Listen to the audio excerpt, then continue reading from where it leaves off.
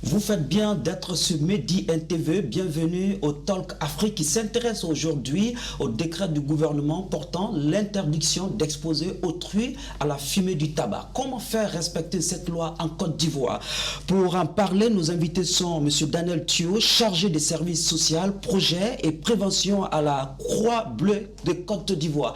M. Thio, bonjour. Bonjour, M. Merci d'avoir accepté notre invitation. Merci à vous. Merci. Alors, dites-nous un peu, c'est quoi la Croix-Bleue? La Croix-Bleue est une organisation non gouvernementale internationale qui est née en Suisse au siècle dernier, vers les années 1800, parce qu'un pasteur, un homme de Dieu, un religieux avait constaté les ravages de l'alcoolisme et s'était engagé à ne plus jamais toucher à de l'alcool. Et il était bien sûr la risée de tout le monde, lui, sa femme, ses amis. Et après, finalement, les gens ont vu que ils avaient des problèmes que monsieur le pasteur et les autres n'avaient pas. Donc son mouvement a pris de l'ampleur, les gens ont adhéré, ça a pris de l'ampleur en Europe jusqu'en Afrique. Et la Croix-Bleue est arrivée en Côte d'Ivoire en 1930, bien avant la Côte d'Ivoire indépendante. Et la mission principale de la Croix-Bleue, c'est la lutte contre les addictions avec substance, les dépendances avec substance, les drogues particulièrement, mais aussi les addictions sans substance, les addictions comportementales. En Côte d'Ivoire, la Croix-Bleue a un centre de prise en charge, de traitement, où il y a la prévention qui est faite, il y a la prise en charge médicale, psychologique et sociale qui est faite. Parfait. Merci pour cette présentation. Notre deuxième invité, M. Lassina Tall. Bonjour. Bonjour, M. Vous êtes le coordinateur général de l'ONG CLUCODE. C'est quoi CLUCODE? Bien, merci. CLUCODE est le comité club UNESCO universitaire pour la lutte contre la drogue et les autres pandémies. L'ONG CLUCODE est une ONG qui intervient dans le cadre de la lutte contre les addictions de façon générale et toutes les autres pathologies connexes, avec toutes les problématiques aussi liées à ces questions. Très bien.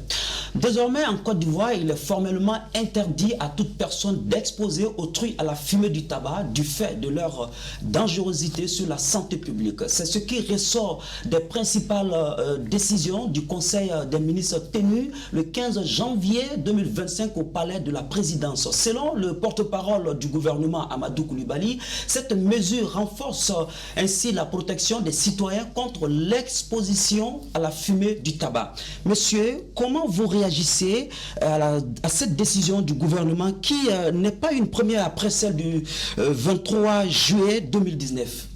Bien, merci. Je pense que c'est quand même, en tout cas en tant qu'acteur de la société civile et intéressé par cette problématique, je vais dire la problématique de la lutte contre le tabagisme, pour nous c'est une très bonne décision, surtout que cette décision, enfin ce nouveau décret vient mettre à jour celui de 2012, exactement le décret numéro 2012-980 du 10 octobre 2012 portant interdiction de fumer dans les lieux publics et les transports en commun.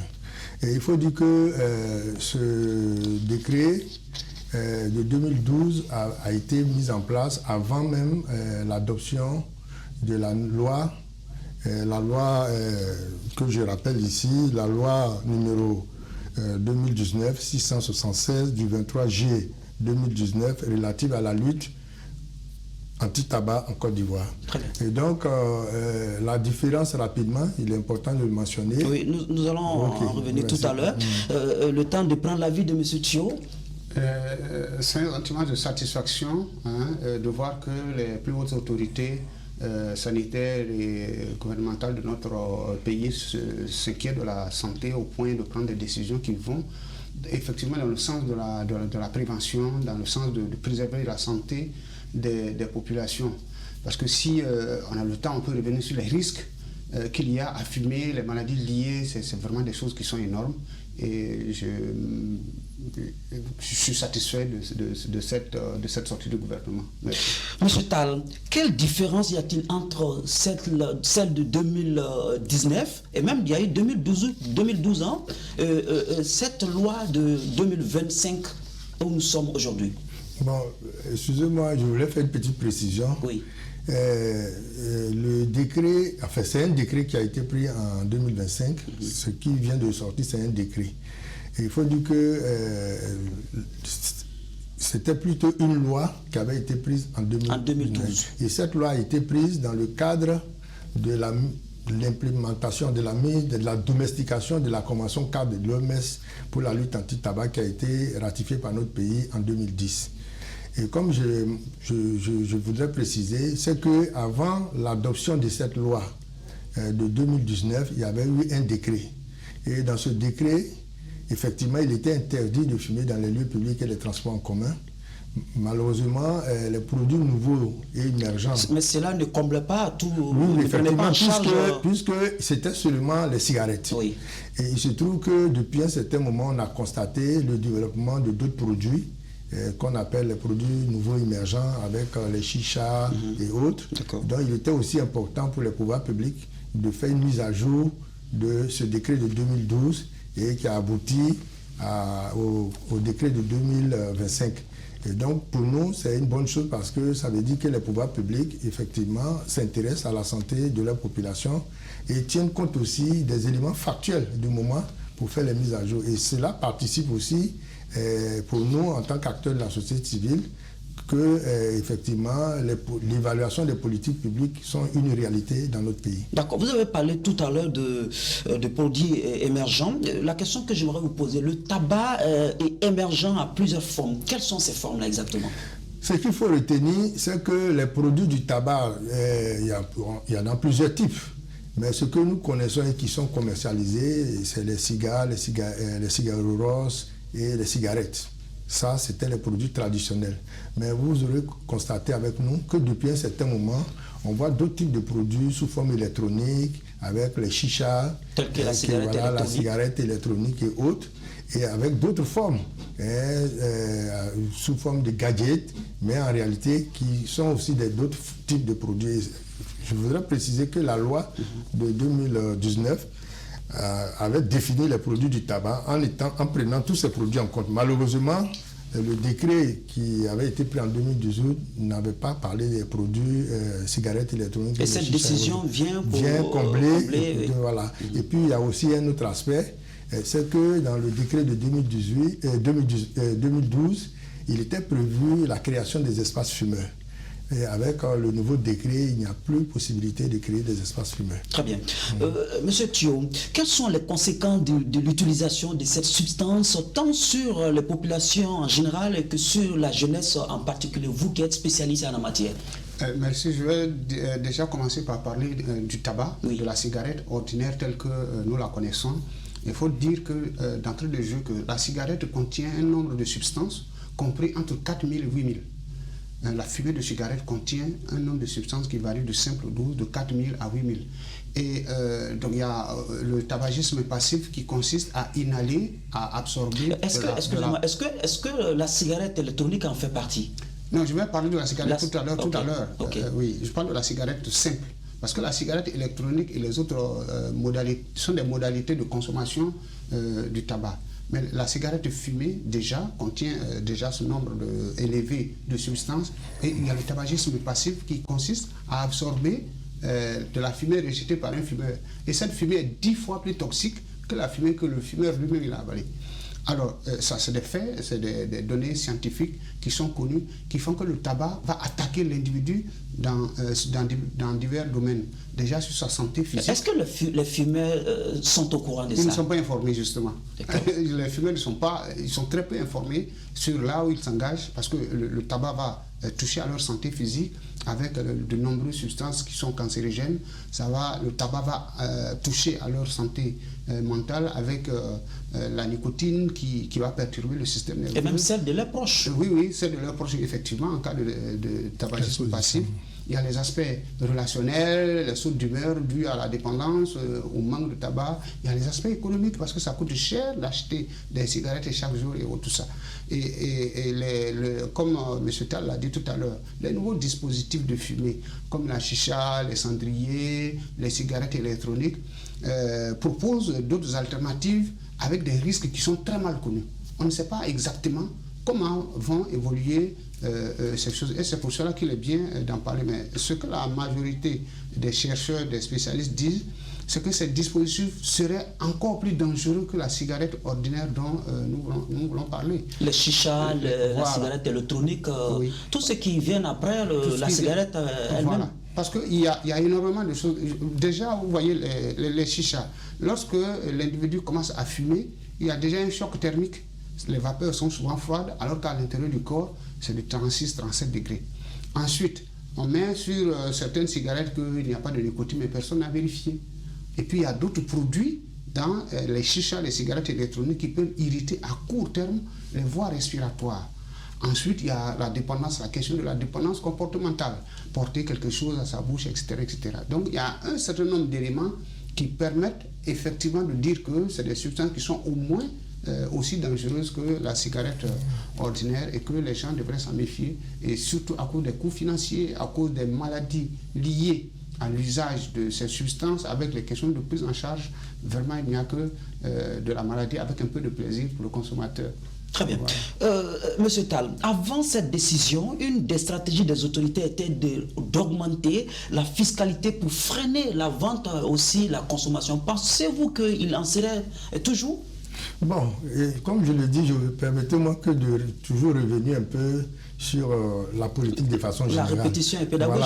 Voilà, il faut dire que notre pays fait partie des nombreux pays qui ont ratifié la Convention cadre de l'OMS pour la lutte anti-tabac. Et dans cette convention, il est mentionné plusieurs politiques. Il y a des politiques qui interviennent dans la réduction de la demande et d'autres qui interviennent dans la réduction de l'offre. Et donc, c'est un ensemble de politiques qu'il faut mettre en œuvre pour pouvoir effectivement avoir le résultat. Et le résultat, c'est quoi? C'est de protéger les générations présentes et les générations futures contre les méfaits du tabagisme. Et comme vous l'avez dit, il est important que nous puissions mettre l'accent sur la communication, l'éducation. Mais là aussi, il est important aussi que nous mettions l'accent sur des politiques qui interdisent, par exemple, qu'on expose autrui aux effets négatifs de ces produits-là. Et notamment, les produits qu'on connaissait, c'était la cigarette, mais aujourd'hui, les produits de façon générale, qu'on appelle les produits de vapotage. Et donc, il fallait effectivement d'autres politiques comme les mesures fiscales, parce que ça aussi c'est prévu.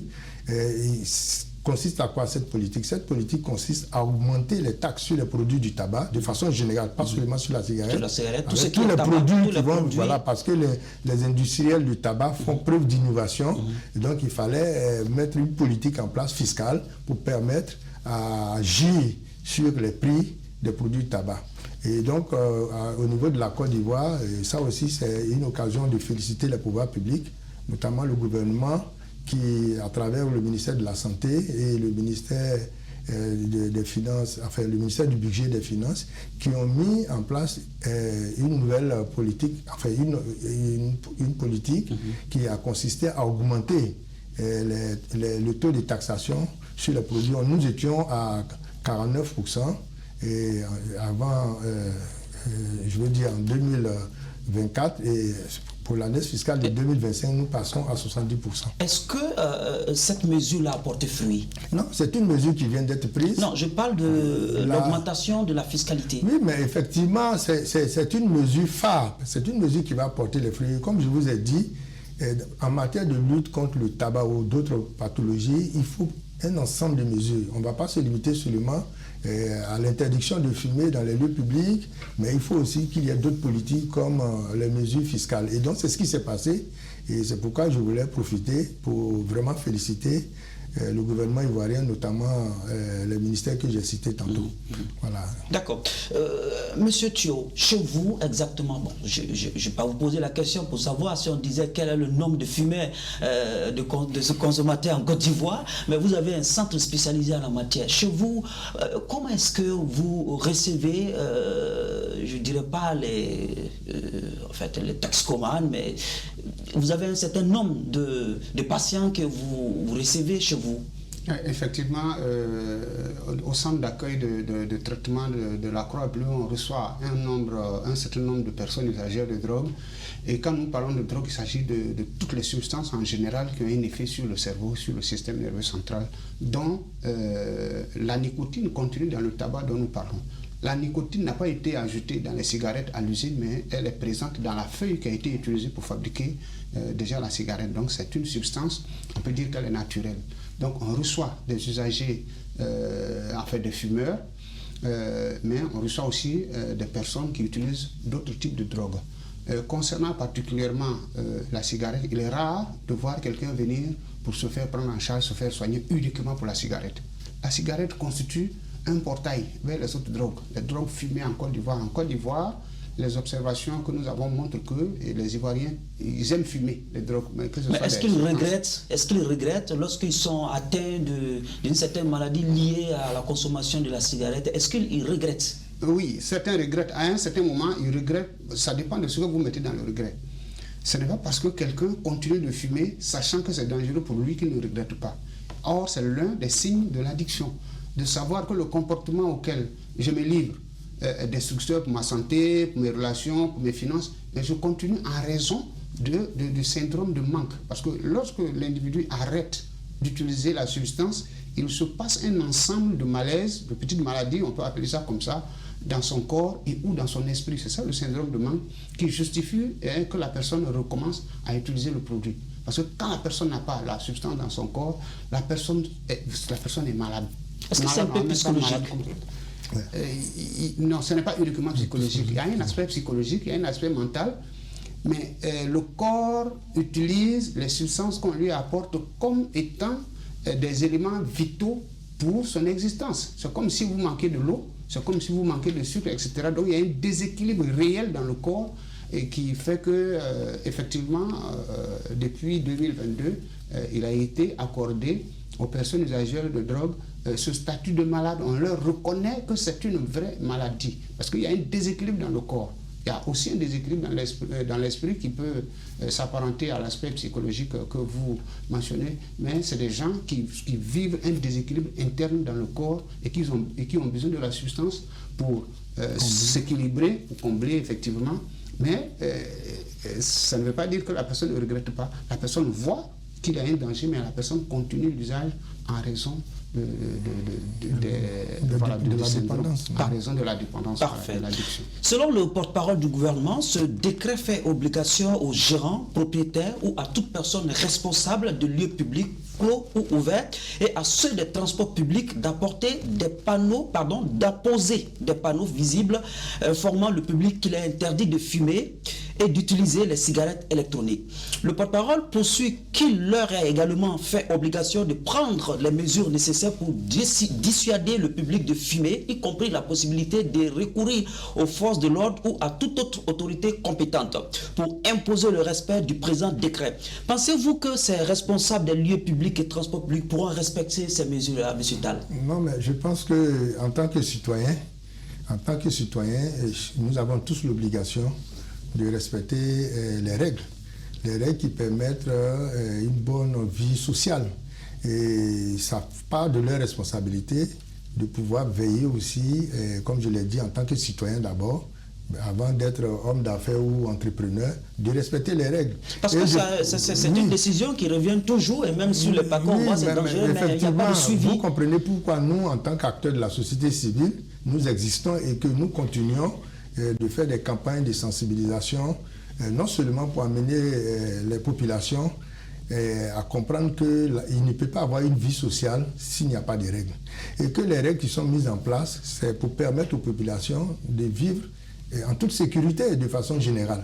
Quand je dis sécurité, comme on a dit, au niveau sanitaire, d'autres aspects qui sont pris en compte. Et donc, il est important pour les populations de s'approprier les lois, parce que les lois, en fait, c'est pour permettre une vie paisible dans la société. Quand je dis paisible, c'est à tous les niveaux, au niveau sanitaire et autres.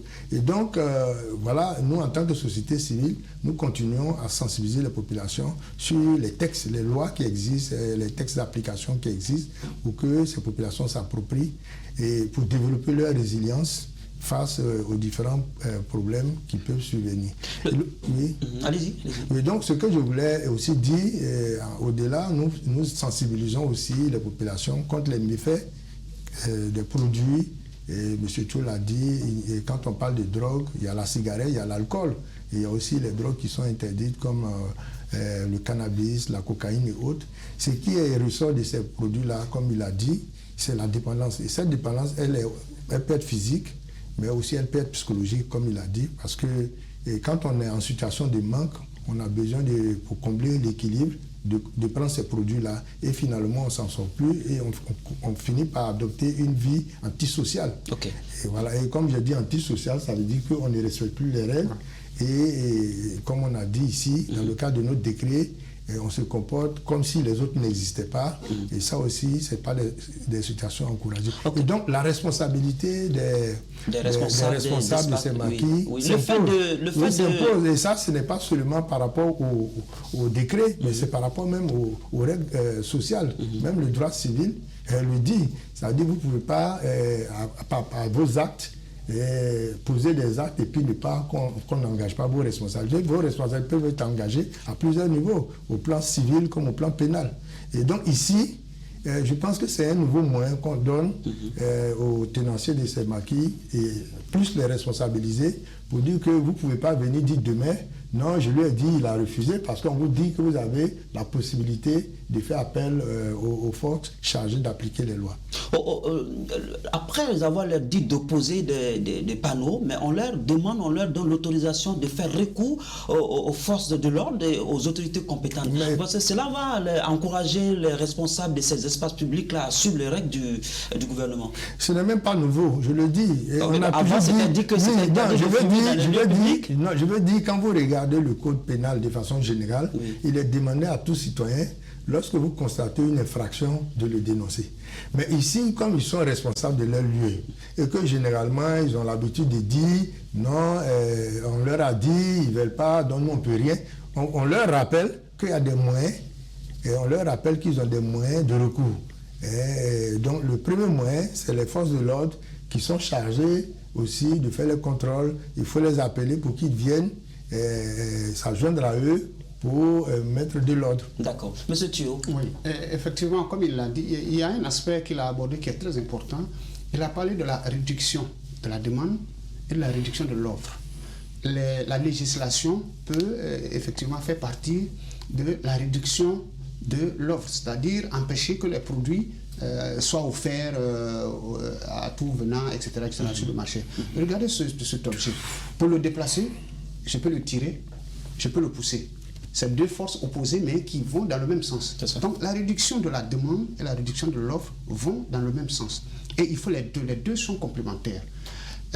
En prenant des lois, en utilisant la force, on a des résultats, mais qui sont complétés par la stratégie de réduction de la demande. C'est-à-dire que les gens, étant informés, disposant de certaines informations, ne vont pas demander le produit. Même si le produit existait dans leur environnement, ils ne vont pas le demander, étant donné qu'ils ont été informés, correctement informés là-dessus. C'est pour ça que la prévention et la répression vont dans le même sens. Et je pense que c'est ce qu'il a essayé de dire. Les lois ne sont pas toujours respectées par c'est les personnes qui respectent les lois. Lorsque les gens sont informés, ils n'ont même pas besoin, j'ai quelquefois envie de dire, ils n'ont pas besoin de la loi, ils savent ce qui est bon, ce qui n'est pas bon pour eux. Ok, M. Tall, il parle de la sensibilisation. Donc je pense que depuis ces mesures de 2012, 2019 jusqu'à aujourd'hui, vous pensez que la sensibilisation n'a pas été à la hauteur ? Non, il ne s'agit pas de dire ça parce que nous sommes des humains. Hein. En tant qu'être humain, le changement de comportement n'est pas toujours évident. Et comme vous le constatez, au moment où d'autres vieillissent, il y en a qui reviennent, qui naissent. Et donc, c'est une lutte perpétuelle. C'est une lutte perpétuelle. La quasi-totalité des consommateurs de ces substances sont aussi des jeunes. Et nous, ce que nous encourageons des pouvoirs publics, c'est effectivement de mettre tous les mécanismes qu'il faut. Et comme je vous ai dit, et M. Thiaw l'a rappelé, quand on parle de lutte contre le tabac, il n'y a pas que l'interdiction la protection contre l'exposition à la fumée du tabac ou au vapotage. Ce n'est pas que ça. On a parlé tantôt des mesures fiscales. Il y a d'autres mesures comme l'interdiction de publicité de ces produits. Il y a des mesures qui concernent même les enfants. Il ne faut pas permettre, il ne faut pas donner gratuitement le produit aux enfants, il ne faut pas encourager les enfants à vendre les produits du tabac comme on le voit un peu. Mais tout ça, tous ces éléments ont besoin d'être une communication autour. Et c'est tout ça que nous mettons dans la sensibilisation. Mais en même temps, comme il a dit, on ne peut pas sensibiliser seulement. Il faut souvent aussi sanctionner pour que les gens comprennent qu'on ne va pas se limiter seulement à parler. D'accord. Voilà. Et ce qu'il faut souligner aussi, il faudra aussi que les chefs de famille, les papas, je veux dire à la maison, ou même les grands frères fassent attention. Parce que parfois, c'est ce que le garçon il voit, ce que le papa il fait, ou le grand frère il fait, et c'est à partir de là aussi qu'il apprend un peu à fumer. Il y a beaucoup de cas comme ça. Je pense bien, donc la sensibilisation doit être à tous les niveaux. Alors, peut-on dire que les autorités veulent apporter un coup d'arrêt à la consommation de ces substances par cette mesure en vue de préserver la jeunesse, puisque la jeunesse ivoirienne tient à cœur le président de la République? Bon, je pense que c'est une très bonne politique, je le dis sincèrement. Et pourquoi je le dis? Parce que, comme vous le savez, on ne va pas cesser de démontrer que ces produits-là sont nuisibles, non seulement à la santé, M. Thio a parlé, il y a des aspects économiques, il y a des aspects environnementaux, même il y a des aspects sécuritaires de façon générale. Mais ici, ce qui est important, c'est que tout pouvoir public, toute autorité sérieuse ne peut que protéger sa population. Et nous avons ici affaire à des produits qui sont pas bien, qui sont nuisibles à la santé. Et si on ne prend pas garde, effectivement, les générations futures risquent effectivement, enfin je veux dire présent d'abord, et futures risquent vraiment d'être exposées à plusieurs produits avec toutes ces modalités, toutes ces gammes de design qu'on voit. Voilà. Monsieur Thio, rapidement. Je pense qu'il y a plusieurs enjeux dont il faut tenir compte et que les acteurs terrains que nous sommes, nous inspirons aussi les lois qui sont prises, qui servent à protéger la population. Donc, effectivement, les lois qui sont prises peuvent marquer un coup de frein, et à l'entrée dans l'usage de nouveaux, au recrutement de nouveaux consommateurs. Et l'idéal, effectivement, c'est qu'il y ait un coup d'arrêt pour que ces substances nuisent moins à la santé et à notre société. Très bien. C'est la fin de cet acte, monsieur. L'interdiction d'exposer autrui à la fumée du tabac. Comment faire respecter cette loi en Côte d'Ivoire? C'était le sujet. Nos invités étaient monsieur Daniel Thio, chargé de service social, projet et prévention à la Croix-Bleue Côte d'Ivoire. Merci d'avoir été de notre. Monsieur Lassi Natal, coordinateur général de l'ONG Clucode. Monsieur, merci d'avoir été de notre, d'avoir répondu à nos questions. Merci beaucoup. À vous, chers téléspectateurs, merci d'avoir suivi le talk. Je vous donne rendez-vous très bientôt sur Made in Africa.